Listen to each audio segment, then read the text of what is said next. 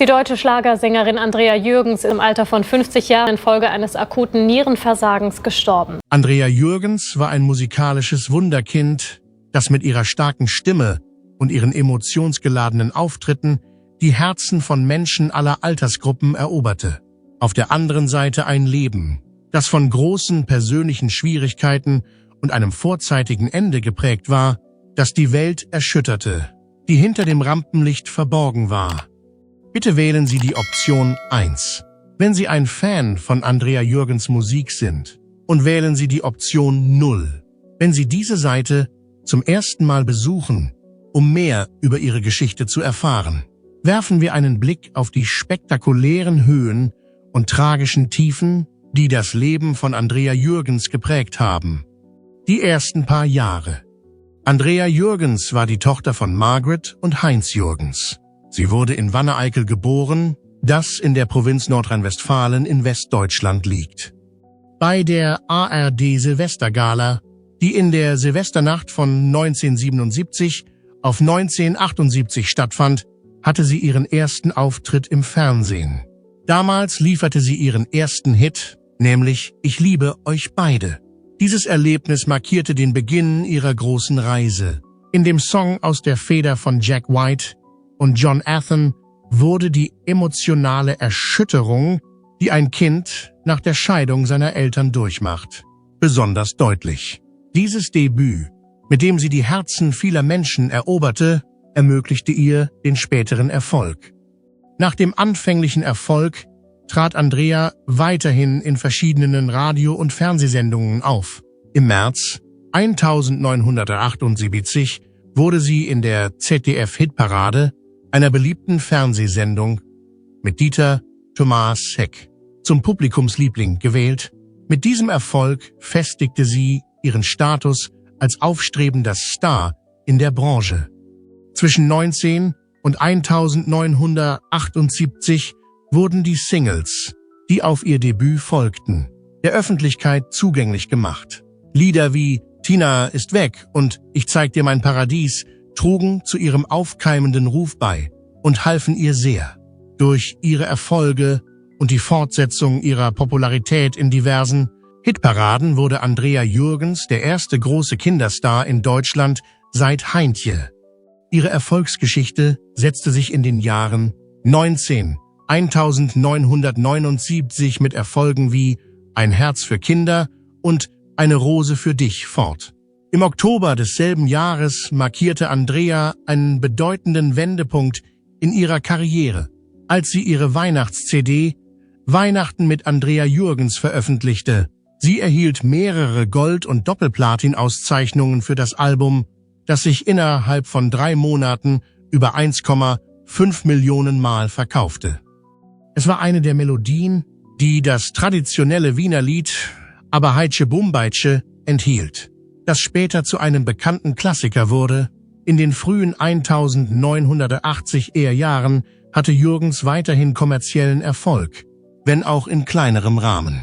Dies setzte sich im Laufe des Jahrzehnts fort. Ihre Volksmusik-CD »Andrea Jürgens singt die schönsten deutschen Volkslieder«, die zwischen 19 und 1981 erschien, war ein Beweis für ihre Vielseitigkeit und ihre Fähigkeit, ein größeres Publikum zu erreichen. In diesem Jahr nahm sie erfolgreiche Lieder wie »Mama Lorraine« und »Japanese Boy« auf, die dazu beitrugen, ihren Status als Sängerin in Deutschland weiter zu festigen. Nach der Aufnahme von »Tim Manual Goodbye« 1983 stellte sie 1984 »Playa Blanca« der Öffentlichkeit vor, die Audrey Landers anfangs beide auf Englisch sang. Jack White, der seit langem als Produzent für Andrea tätig ist, war für die Übersetzung dieser Aufnahmen ins Deutsche verantwortlich. Obwohl ihre letzten Alben »So lang ein Mädchen träume kann« und »Weil wir uns lieben« nicht den gleichen Erfolg in den Charts hatten wie ihre früheren Alben, unterstrichen sie ihren anhaltenden Einfluss in der Musikindustrie. Andererseits war Andrea auch in der zweiten Hälfte des Jahrzehnts weiterhin sehr beschäftigt, auch wenn sie weniger neue Studioalben veröffentlichte. Zwischen den Jahren 19 und 1987 veröffentlichte sie eine Sammlung ihrer besten Lieder und eine Reihe von Songs, von denen einer den Titel Ciao Ciao Amore trug, um ihr musikalisches Schaffen bis zu diesem Zeitpunkt zu feiern. Trotz der Tatsache, dass ihre Aufnahmeaktivitäten zurückgingen, unterstützte ihre leidenschaftliche Fangemeinde sie weiterhin. Spätere Zeiten. Anfang der 1990er Jahre veröffentlichte Andrea ihre nächsten Studioalben mit den Titeln Kisses of the Night und Love. Diese Alben wurden in Konzerten veröffentlicht. Die Schaffung von Musik, die sowohl schön als auch aufrichtig ist, war eine Gewohnheit, die sie mit diesen Alben weiterentwickelte. Audrey Landers nahm den Song Good Morning Sunshine in ihr Album Ich krieg nie genug von dir auf, das im Jahr 1993 veröffentlicht wurde. Während dieser Zeit hatten sie weiterhin Erfolg, was ihre Fähigkeit unter Beweis stellte, sich an neue Bedingungen anzupassen und in der sich ständig weiterentwickelnden Musikindustrie weiterhin relevant zu sein. Mit dem Knockalm-Quintett war Jürgens Mitglied der Gruppe, die im Jahr 1996 an der Aufnahme des Liedes Wir greifen nach den Sternen mitwirkte und dieses Duett auf ihrem im selben Jahr erschienenen Album mit dem Titel Wenn ich mich freue zu hören aufnahm. Das Album wurde noch im selben Jahr veröffentlicht. Im Eröffnungsstück des Albums, das ein deutsches Remake von Madonnas Hit You'll See war und den Titel Du wirst sehen trug, stellte Jürgens seine Flexibilität und Experimentierfreudigkeit mit verschiedenen Musikstilen unter Beweis. Der Song wurde als Du wirst sehen bekannt. Pat Jürgens feierte ihre 25-jährige Karriere als Sängerin mit der Veröffentlichung des Jubiläumsalbums Dankeschön im Jahr 2002, das anlässlich des 25-jährigen Jubiläums ihres Bühnenauftritts auf dieser CD veröffentlicht wurde. Diese bemerkenswerte Leistung war ein Beweis für ihre anhaltende Anziehungskraft und die ungebrochene Wirkung, die ihre Musik auf die Welt hat. Im neuen Jahrhundert vollzog sie eine bedeutende Veränderung in ihrer Karriere, indem sie ihre Plattenfirma von BMG zu Koch wechselte. Dies war ein bedeutender Wendepunkt. Eine neue Plattenfirma namens Lust aufs Leben war für die Veröffentlichung ihres ersten Studioalbums verantwortlich, das im Jahr 2005 erschien. Aufgrund der Entscheidung von Alfons Weindorf, die Produktion dieses Albums zu übernehmen, waren Jack White und Peter Wagner, die während ihrer Dazeit bei BMG für die Produktion ihrer Aufnahmen verantwortlich gewesen waren, nicht mehr in den Produktionsprozess eingebunden. Diese Platte diente als Katalysator für den Beginn einer neuen Phase in ihrer Karriere. Im Jahr 2006 brachte White Records die frühen Alben von Andrea wieder auf den Markt. Diese Alben waren in einer einzigartigen CD-Box verpackt, die kein Plastik enthielt und mit den Originalcovern versehen war. Außerdem enthielt die CD-Box kein Plastik. Diese Zusammenstellung enthält ihr Debütalbum Ich sehe dir mein Paradies sowie ihre früheren Alben Eine Rose schenke ich dir und Das Lied. Außerdem enthält dieses Paket auch ihre anderen Sammlungen. Mit der Zeit wird jedes Mädchen 17 Jahre alt und Mama Lorraine und Solange können sich ausmalen, wie es wäre, eine Frau zu sein. Mit dieser Veröffentlichung konnten langjährige Fans in Erinnerungen an die Anfänge ihrer Karriere schwelgen. Außerdem ermöglichte diese Veröffentlichung einer neuen Generation von Zuhörern, ihre frühen Werke kennenzulernen. Mit der Veröffentlichung ihres neuen Albums Millionen von Sternen, das im März 2016 erschien, erreichte sie einen weiteren wichtigen Meilenstein in ihrer umfangreichen und reichen Karriere. Außerdem waren die Singles Millionen von Sternen, das reicht für mehr als eine Nacht und Déjà-vu auf dem Album enthalten. Mit diesen Liedern, die ihr ungebrochenes Genie und ihre Fähigkeit, mit dem Publikum zu kommunizieren, zum Ausdruck brachten, setzte sie ihr Vermächtnis in der Musikindustrie fort und hinterließ einen bleibenden Eindruck in der Branche. Ein tragischer Grund für den Tod.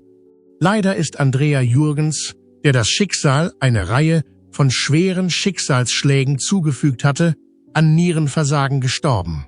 Ihr Ableben war ein sehr trauriges Ereignis. Am 20,07/2017 wurde bekannt, dass Andrea Jürgens im Alter von nur 50 Jahren plötzlich verstorben ist, was in der gesamten Schlagerszene große Bestürzung hervorrief. Andrea war über ein halbes Jahrhundert lang in der Musikbranche tätig, Ende des 19. Jahrhunderts und bis in die 1970er Jahre hinein war sie erstmals ein Kinderstar. Und wer sich tatsächlich für Popmusik interessierte, kannte sie von klein auf. Lieder wie And While I Love You Both sind in dieser Sammlung enthalten. Ich zeige Ihnen mein Paradies, sagte der Redner. Ich zeige dir. Andreas Leben war von persönlichen Herausforderungen geprägt, obwohl sie schon früh erfolgreich war. Aber durch ihren Gesang eroberte sie die Herzen ihrer Liebhaber mit Liedern wie Mama Lorraine und Japanese Boy. Es ist wichtig zu erwähnen, dass Andreas Leben von persönlichen Kämpfen geplagt war. Im Jahr 2013 verstarb ihr Bruder, der im Jahr 1955 geboren wurde, im Jahr 2010 ihr Vater Heinrich und im Jahr 2016 ihre Mutter Margret. Beide Todesfälle erfolgten unmittelbar danach. Als unmittelbare Folge ihrer Verluste, die sie in ihr Leben brachten, durchlebte sie Jahre der Qual und Traurigkeit. Nach dem Tod ihrer Mutter verstarb Andrea Jürgens selbst im frühen Alter von 50 Jahren, nur ein Jahr nach dem Tod ihrer Mutter. Ihre Mutter war im Jahr zuvor verstorben. Während ihrer letzten Tournee, die im Herbst 2016 begann, wurde Andrea Jürgens bewusst, dass sie während der gesamten Tournee Probleme mit ihrer Gesundheit hatte. Im Juli des Jahres 2017 verschlechterte sich ihr Zustand erheblich. Nachdem sie gestürzt war, wurde bei ihrer Einlieferung ins Krankenhaus festgestellt, dass sie an akutem Nierenversagen litt. Durch einen tragischen Unfall fiel sie ins Koma und verstarb sehr schnell. Nachdem sie aus dem Koma erwacht war, ihr ehemaliger Lebensgefährte Erhard Große erinnerte sich in einem Interview mit Bunte an die gemeinsame Zeit. Während ich neben ihrem Bett saß, streichelte ich ihr Gesicht und legte meine Handfläche auf ihre Hand. In diesem Moment hörte ihr Herz erneut aufzuschlagen. Diejenigen, die Andrea Jürgens die Treue gehalten haben, erinnern sich auch Jahre nach ihrem Tod noch gerne an sie. Die Tatsache, dass sie auf ihrer Facebook-Seite mehr als 65.000 Fans hat, ist ein Beweis für die Freude, die sie einer großen Anzahl von Menschen durch ihre Musik bereitet hat. Die Seite wird regelmäßig von Fans besucht, um ihr Vermächtnis zu würdigen und dafür zu sorgen, dass ihr Andenken in Ehren gehalten und aufrechterhalten wird. Nach ihrem Tod hinterließ sie ein Vermächtnis von authentischen Auftritten sowie eine große Bibliothek von Musik, die die Zuhörer weiterhin inspiriert und berührt. Dies war ein großer Verlust für die Musikwelt, die durch ihren Tod weiterhin tief betroffen ist. Trotz der Schwierigkeiten, die sie in ihrem persönlichen Leben hatte, konnte Andreas einen erheblichen Einfluss auf das Musikgeschäft in Deutschland ausüben. Außerdem werden ihre Beiträge in diesem Prozess in keiner Weise ignoriert. Die immensen Fähigkeiten, die sie besaß, die Beharrlichkeit, die sie an den Tag legte und die tiefe Verbindung, die sie zu ihrem Publikum aufbaute, werden durch ihr Leben und ihren Beruf belegt. Ihr Leben und ihre Karriere sind ein Beweis für diese Dinge. Debatte über das Erbe. Nach dem Tod von Andrea Jürgens gab es eine heftige Debatte über das Erbe, das ihr rechtlich zustand. Außerdem trat eine Person, bei der es sich angeblich um ihren Halbbruder handelte, aus dem Verborgenen hervor und erklärte, er habe ein Recht auf ihr Vermögen. Er nahm Sachen aus ihrem Haus mit und sagte Andrea, dass er das Recht dazu habe, da ich der einzige Verwandte ersten Grades sei. Er tat dies, weil er der einzige Verwandte ersten Grades war. Und es war genau das, wonach Andrea gesucht hatte. Er behauptete, er sei das Ergebnis einer Affäre, die zwischen Andreas Vater Heinz und Margret, der Schwester von Andreas Mutter, stattgefunden hatte. Heinz war Andreas Vater, Margret war Andreas Geschwisterkind. Andererseits offenbarte er der Bunten sehr schnell, dass seine Geschichte ein kompletter Reinfall war. Die Beweise deuten darauf hin, dass er unehrlich und unredlich war. Auf Anordnung des Amtsgerichts Recklinghausen wurde ein DNA-Test durchgeführt. Das Ergebnis des Tests zeigte, dass die betreffende Person in keiner Weise mit Andrea Jürgens in Verbindung steht. Trotz der Tatsache, dass er im Ruf stand, wegen Betrugs verurteilt worden zu sein, wurde er nicht schuldig gesprochen. Diese Debatte fügte der Situation nicht nur eine zusätzliche Ebene der Instabilität hinzu, sondern verschlimmerte auch die bereits schrecklichen Umstände, die Andreas Tod begleiteten. Es war der Streit um ihr Erbe, der die Zerbrechlichkeit und die Probleme der Hinterbliebenen ans Licht brachte und die Qualen der anderen Familienmitglieder und Freunde zu dieser Zeit noch verstärkte. Wie tragisch das Liebesleben von Andreas gewesen war. Andrea Jürgens war schon in jungen Jahren ein bekanntes und renommiertes Talent. Sie war bereits sehr bekannt. Ein weiterer Punkt, den es zu berücksichtigen gilt, ist, dass ihre frühe Berühmtheit einen bedeutenden Einfluss auf die anderen Bereiche ihres Lebens hatte. Obwohl sie damals noch ein Teenager war, stellte sie fest, dass sie sich zu Männern hingezogen fühlte, die älter waren als sie. Als sie gerade 15 Jahre alt war, nahm Ralf Stiller, ein doppelt so alter Optiker, Kontakt zu ihr auf und stellte eine Verbindung zu ihr her. Er war es, der die Beziehung begann. Andrea heiratete ihn, als sie 21 Jahre alt war, aber sie änderte schnell ihre Meinung über diese Entscheidung und erkannte später, dass es ein Fehler war. Schließlich begriff sie, dass sie einen Fehler gemacht hatte. Im Alter von 10 Jahren hatte Andrea bereits die Herzen einer ganzen Nation erobert. Ihre gefühlvolle Darbietung des Liedes "Und dabei liebe ich euch beide", mit der ihr Aufstieg begann, war der Auslöser für ihre Berühmtheit. Die Entscheidungen, die sie in Bezug auf romantische Beziehungen traf, wurden von den Möglichkeiten und Problemen beeinflusst, die das Leben im Rampenlicht mit sich bringt. Andrea war sehr offen und ehrlich über ihre Erfahrungen, als sie von bei Hubner interviewt wurde. Sie erwähnte, dass die Tatsache, dass sie aufgrund ihrer Arbeit viel Zeit mit Erwachsenen verbringen musste, einer der Faktoren war, der zu ihrer Anziehung zu ihnen beitrug. Wahrscheinlich lag es an meiner Arbeit, dass ich regelmäßig mit Erwachsenen zu tun hatte, und das hat dazu geführt, dass ich mich in sie verliebt habe. Ich war absolut verliebt in sie. Ob es meine Sekretärin oder mein Produzent war, ich mochte sie alle. Es waren immer ältere Männer, verrät sie. Sie war kaum 15 Jahre alt, als sie sich in Ralf Stiller verliebte, einen Optiker, der 30 Jahre alt und 15 Jahre älter als sie war. Andrea sagte, dass dies trotz des großen Altersunterschieds keine unmittelbaren Probleme zur Folge hatte. Auf dem Standesamt in Recklinghausen heirateten die beiden 1988, die Ehe wurde jedoch erst 6 Jahre später fortgesetzt. In einem Gespräch mit Uwe Hubner sagte Andrea, ich wünschte, ich hätte nie geheiratet. Dies stand im Zusammenhang mit einem Ereignis, das sich zuvor ereignet hatte. Nach dem Scheitern ihrer ersten Ehe hatte Andrea eine zweite Beziehung mit einem großen Altersunterschied zwischen den beiden. Sie war 12 Jahre älter als ihr zweiter Partner, Erhard Große, der auch ihr Lebensgefährte war. Zeit ihres Lebens fühlte sich Andrea stark zu älteren Männern hingezogen und glaubte, dass sie eine männliche Figur brauchte, der sie nacheifern konnte. Trotz ihrer langen gemeinsamen Zeit, 14 Jahre, trennten sich ihre Wege schließlich. Da Andrea nach Erhard keine weitere Beziehung fand, war ihr Privatleben weiterhin von Turbulenzen geprägt. Aus diesem Grund hatte sie in ihrem Leben keine Kinder, was eine wichtige und emotional berührende Komponente ihrer Erzählung darstellt. Andrea hatte in den letzten Jahren ihres Lebens eine Reihe von herzzerreißenden persönlichen Verlusten zu beklagen. Viele dieser Verluste waren katastrophal. Nach dem Tod ihres Bruders und ihrer beiden Eltern war sie gezwungen, allein zu leben und kämpfte mit ihrer Traurigkeit.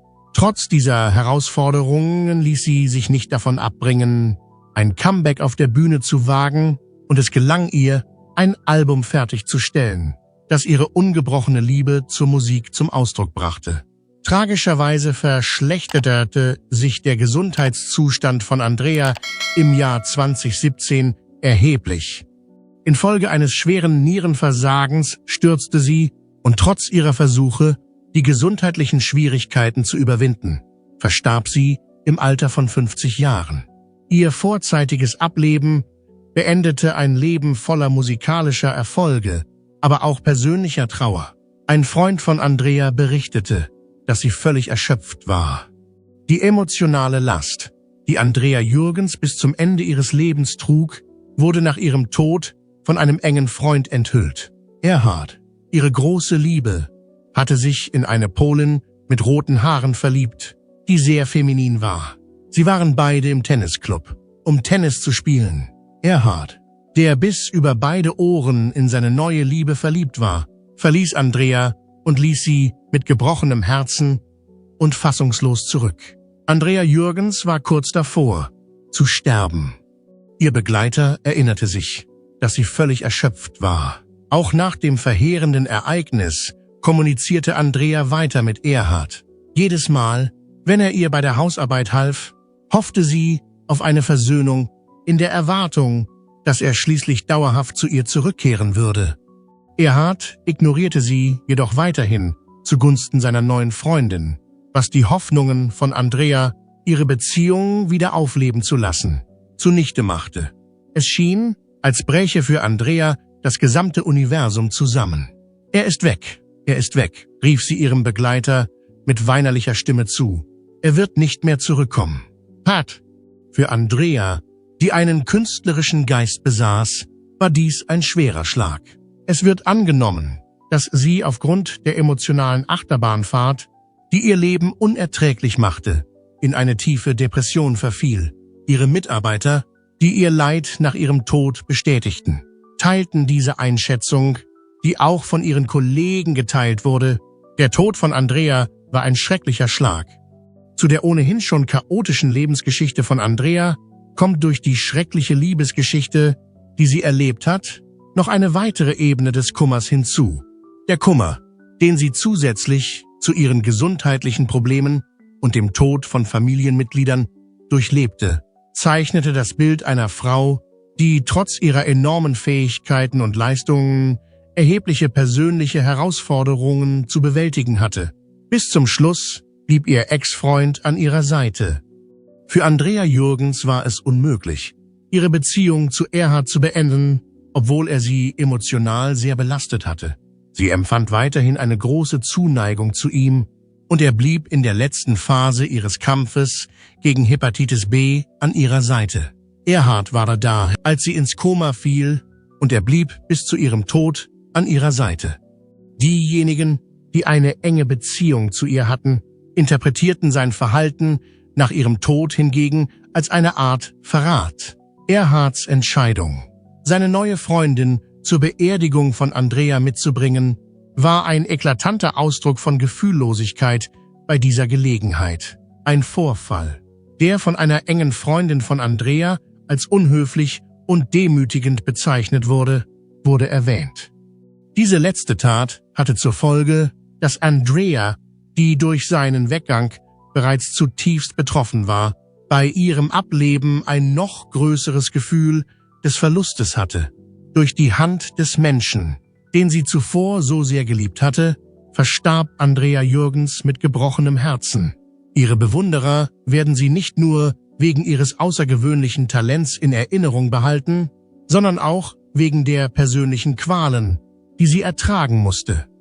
Im Rahmen dieser Folge spricht Jack White mit Andrea Jürgens. Die tragische Nachricht von Andrea Jürgens Tod hat die Popmusikwelt erschüttert. Trotz der Tatsache, dass ihr Leben viel zu früh beendet wurde, war ihre Karriere, die schon im Kindesalter begann und die höchsten denkbaren Höhen erreichte, außergewöhnlich. Ihr Tod war ein tragischer Verlust für die Musikindustrie. Jack White, der zufällig der Manager und Produzent von Andrea war, zeigte sich bestürzt darüber, dass sie in so jungen Jahren verstorben ist. In einem Interview mit Bild äußerte Jack White, der maßgeblich an ihrer Karriere beteiligt war, sein Bedauern über ihren Tod. »Es ist einfach furchtbar«, antwortete er mit melancholischer Stimme. Die Vorstellung, dass Andrea uns in einem so jungen Alter für immer verlassen hat, ist für mich schwer zu akzeptieren. Es ist absolut traurig. White, der zu diesem Zeitpunkt 77 Jahre alt war, dachte über die enormen Auswirkungen ihres Todes auf die Welt nach. Im Alter von 10 Jahren gab Andrea Jürgens ihr Debüt im Fernsehen. Mit ihrem Hit »Und dabei liebe ich euch beide« eroberte sie auf Anhieb den 4. Platz der deutschen Charts und festigte ihre Position als Popphänomen. Jack White, der sich gerne an dieses Ereignis erinnert, war die erste Person, die dieses Debüt produzierte. »Natürlich läuft jetzt ein Film in meinem Kopf ab, denn ich habe ihre Karriere von Anfang an verfolgt«, erklärte White gegenüber Reportern. Als Andrea gerade 9 Jahre alt war, stieß er auf sie und nahm sie fast sofort unter Vertrag, nachdem er sie aufgrund seiner Entdeckung singen gehört hatte. White erinnert sich mit Stolz daran, dass er die Gelegenheit hatte, seine Kollegen zu konfrontieren, die an der Möglichkeit eines weiteren Kinderstars nach Heintje gezweifelt hatten. Nach 10 Sekunden Gesang habe ich sie unter Vertrag genommen, entgegen der Meinung der Kollegen. Die dachten, dass es nach Heintje nie wieder einen Kinderstar in Deutschland geben würde, sagte er zu Reportern. Jetzt steht Jack White vor der schwierigen Aufgabe, den Tod von Andrea Jürgens zu verarbeiten, einem Talent, das er gefördert und zu einem sensationellen Superstar entwickelt hat. White ist nicht der Einzige, der durch ihr Ableben einen persönlichen Verlust erlitten hat. Auch die Popmusikindustrie durchlebt eine große Trauerphase. Das Leben und die Karriere von Andrea waren geprägt von großen Erfolgen, aber auch von schweren Hindernissen, und sie hat die Musikwelt zu Lebzeiten nachhaltig geprägt. Ihr Weg vom Kinderstar zur anerkannten Popsensation war sowohl von atemberaubendem Erfolg als auch von persönlichem Schmerz geprägt. Und er endete auf schreckliche Weise, was sowohl ihre Fans als auch diejenigen, die ihr am nächsten standen, schockierte. Ihre Karriere war von beidem geprägt. Ihre Musik ist bis heute ein Denkmal für ihr außergewöhnliches Können und die Freude, die sie Millionen von Menschen bereitet hat. Andreas Geschichte ist eine schmerzliche Erinnerung an die Kämpfe, mit denen Kinderstars konfrontiert sind, und an die Beharrlichkeit, die notwendig ist, um ein Leben im Rampenlicht der Öffentlichkeit zu führen. Ein bleibendes Vermächtnis. Andrea Jürgens hinterließ mehr als nur eine Sammlung erfolgreicher Songs, sie hinterließ einen tiefen, emotionalen Eindruck in den Herzen aller die ihre Musik hörten. Sie hinterließ ein Vermächtnis, das für immer Bestand haben wird. Sie wurde zu einer der beliebtesten Schlagersängerinnen Deutschlands, weil sie mit ihrer von Ehrlichkeit und Wärme geprägten Stimme Menschen jeden Alters ansprach. Die Musik von Andrea war mehr als nur eine Quelle der Unterhaltung. Sie war auch eine Quelle des Trostes für eine Vielzahl von Menschen. Weil sie in ihren Liedern häufig Themen wie Liebe, Sehnsucht und emotionale Herausforderungen behandelte, konnte sie Menschen aus allen Gesellschaftsschichten stärker ansprechen. Von »Und dabei liebe ich euch beide« bis zu Mama Lorraine. Ihre Fähigkeit, echte Gefühle darzustellen, zeichnete sie in der Welt des Schlagers aus. Zu ihren Liedern gehören Mama Lorraine und andere Lieder. Auch nachdem sie weithin bekannt geworden war, wurden ihre Lieder weiterhin im Radio gespielt und lösten bei den Menschen, die mit ihrer Musik aufgewachsen waren, ein Gefühl von Melancholie und Nachdenklichkeit aus. Sie war mehr als nur eine Sängerin. Sie war auch eine Geschichtenerzählerin, und es gelang ihr, Gefühlen eine Stimme zu geben, die für viele Menschen schwer zu artikulieren waren. Andrea Jürgens war eine Pionierin im deutschen Musikgeschäft und ebnete den Weg für aufstrebende neue Musiker. Sie konnte zeigen, dass Alter kein Hindernis für Erfolg ist, was viele junge Sängerinnen und Sänger ermutigte, ihrem Potenzial zu folgen. Ihre Selbstbeherrschung, ihre Bescheidenheit und ihr unermüdlicher Einsatz für die Musik sind auch heute noch ein Vorbild für angehende Musiker und Musikerinnen. Ihren Enthusiasmus für das Singen hat sie nie aufgegeben. Trotz der Herausforderungen, denen sie begegnete. Selbst in ihren späteren Jahren, als sie gesundheitliche Probleme hatte, die ihr das Auftreten erschwerten, gab sie ihre Musik nicht auf. Dabei bewies sie ein unglaubliches Maß an Stärke und Ausdauer. In den Jahren nach ihrem Tod im Jahr 2017 haben ihre Bewunderer und andere Musiker ihr Vermächtnis gewürdigt. Das Vermächtnis ihrer Musik wird durch die fortgesetzte Zelebrierung ihrer Musik in Form von Hommagekonzerten, Radiosendungen und treuen Fannetzwerken, die ihr Andenken bewahren, aufrechterhalten. Die tiefe emotionale Wirkung ihrer Lieder garantiert, dass sie auch weiterhin eine verehrte Figur in den Annalen der deutschen Musikgeschichte sein wird. Leider ist Andrea Jürgens nicht mehr unter uns. Aber ihr Geist, ihre Musik und ihre Stimme werden weiterleben. Ihre Lieder haben den Test der Zeit überdauert und dienen als ständige Erinnerung an das kleine Mädchen, das einst die Bühne betrat und mit nur wenigen Worten die Gefühle von Millionen von Menschen bewegte. Andrea Jürgens' Einfluss auf die Welt.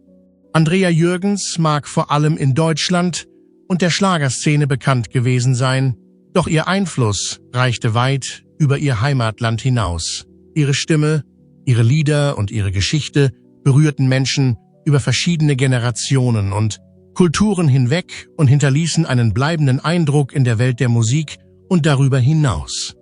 Obwohl Andrea Jürgens hauptsächlich auf Deutsch sang, war Musik schon immer eine universelle Sprache.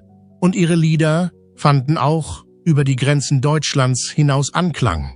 In Ländern mit einer starken Schlagerfangemeinde wie Österreich, der Schweiz und den Niederlanden wurde sie ein Begriff.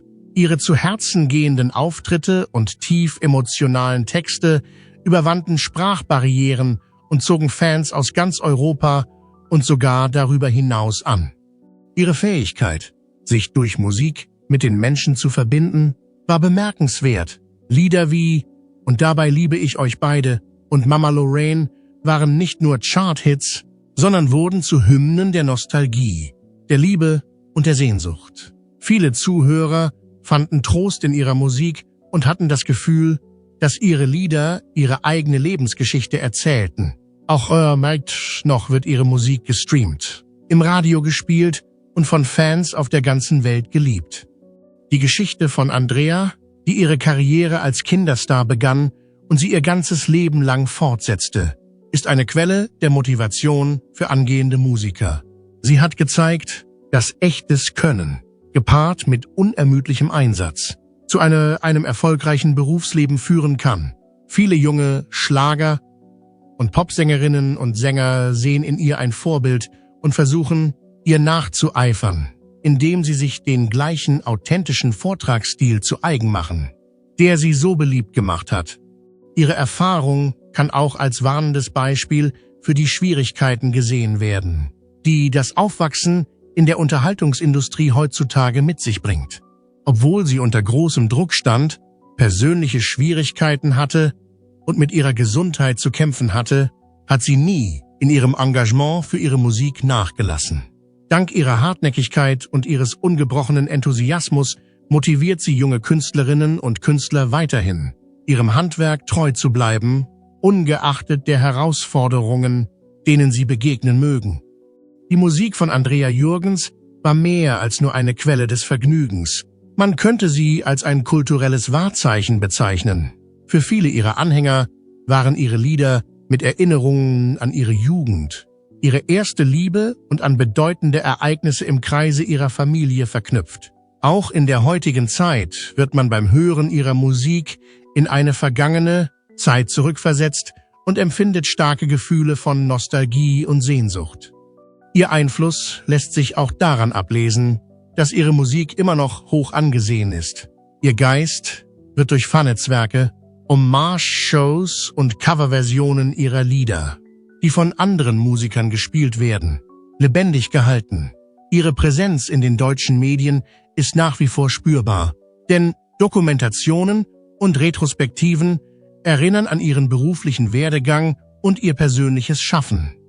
Die Geschichte von Andrea dreht sich nicht nur um die Musik, sondern auch die umso wichtige Themen wie Widerstandsfähigkeit, persönliche Not und emotionale Tiefe. Sie war eine Person, die ihre Freuden und Sorgen aufrichtig über ihre Musik vermittelte, was sie zu einer Figur machte, die für viele Menschen besonders relevant war. Sie war mehr als nur eine Sängerin. Obwohl es in der Unterhaltungsbranche häufig um Aussehen und Erfolg geht, erinnert ihr Vermächtnis daran, dass eine echte Verbindung zum Publikum durch Authentizität und Herz erreicht wird. Obwohl Andrea Jürgens viel zu früh verstorben ist ihr Einfluss noch immer deutlich spürbar.